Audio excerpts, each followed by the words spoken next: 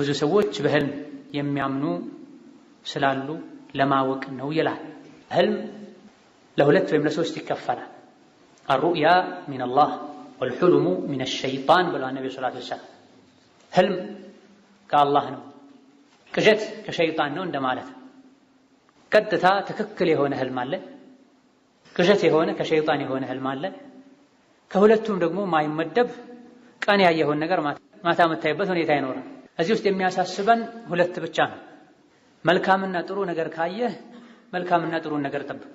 መጥፎ ነገር ካየህ በተቃራኒ መጥፎ ነገር አትጠብቅ፣ እርሳው እንዳልሆነ ቁጠር። ህልምን በተመለከተ በርካታ ሐዲሶች ተነግረዋል፣ ብዙ ህጋቶችም ተደንግገዋል። ከመሆኑም ጋር ሰዎች የረሱልን ሰለላሁ ዐለይሂ ወሰለም የህልም ስነ ስርዓት ትተው ግራ ቀኝ ይላሉ፣ ይጨንቃቸዋል። ህልም ስላየ ብቻ ባለቤቱን ይፈታል። ህልም ስላየ ብቻ መስሪያ ቤቱን ስራ ቦታውን ይቀይራል። ማን አመረከ ቢዛሪ? መልካም ነገር ከሆነ ያየኸው ተደሰት፣ መልካሙን ያየኸውን ነገር ጠብቅ፣ ለምትወደው ሰው እንጂ አትናገር። ሶስት ነገር ካንተ ይጠበቃል። መጥፎ ህልም ከሆነ ያየኸው አንደኛውን የመጀመሪያው ለማንም አትናገር። ሁለተኛ ወደ ግራ እትፍ በል፣ አዑዙ ቢላህ ሚነ ሸይጣን በል። ከተኛህበት ጎን ወደ ሌላኛው ዞረህ ተኛ። ተነስተህ ውዱእ አድርገህ ጧሃራ አድርገህ ብትሰግድ በላጭ አለ። ከነዚህ አምስት ነገሮችን ካደረክ ስድስተኛውን የመጨረሻው ምንም ይጎዳኛል ብለህ አትጨነቅ። ይሄን ካደረክ አይጎዳህም ብለዋል ነብዩ ሰለላሁ ዐለይሂ ወሰለም።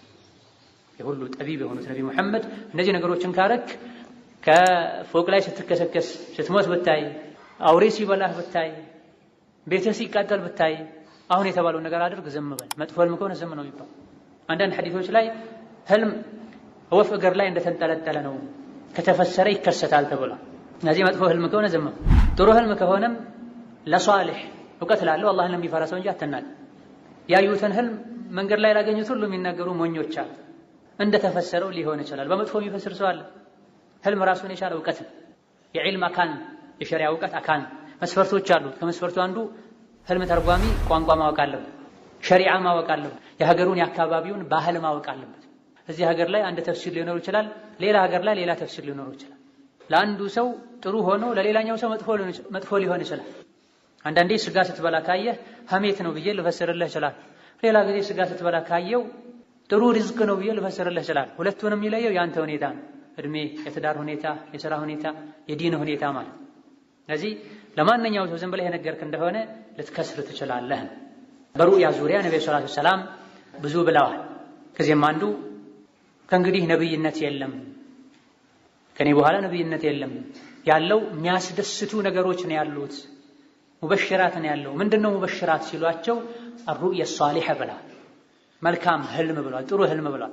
ሙእሚን ራሱ የሚያየው ወይም ደግሞ ሰዎች የሚያዩለት ህልም መጽናኛ ነው። በነቢዩ ዘመን የተለያዩ ችግሮች ሲገጥሟቸው ሰሐቦች ነቢ ጋር ሄደው ነቢ ይፈቱላቸው ነበር፣ ዋህይ ይፈታው ነበር። ከኔ በኋላ ነብይነት የለም አሉ። ነገር ግን የቀረው ምንድነው? ሙበሽራት ነው። ጀነት ገብተህ አይተህ አየህ፣ ጥሩ ሰው ከሆንክ ሶላት መስገድ ከሆነ ሽርክ ማታሻርክ ከሆነ ደስ ይበልህ፣ ደስ ያለህዋል። አንዳንዴ ማስጠንቀቂያ ልታይ ትችላለህ፣ ተጠንቀቅ። ሻሂድ ህልም አይታመንበትም አይባልም።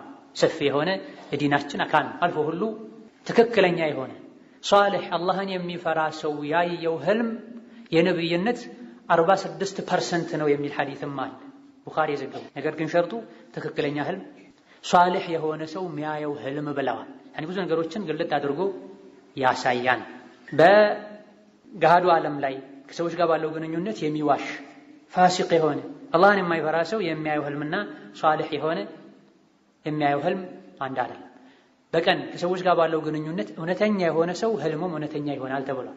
ቀን ላይ ሲዋሽ የሚውል ሰው ህልሙ ውሸት ሊሆን ይችላል ማለት ነው። ከዚህ አንፃር ህልም ይታመንበታል። ነገር ግን እንደ ህልሙ፣ እንደ ፈሳሪው፣ እንደ ተርጓሚው ይለያያል። ሙስሊም ሴት ዚና ሲሰራ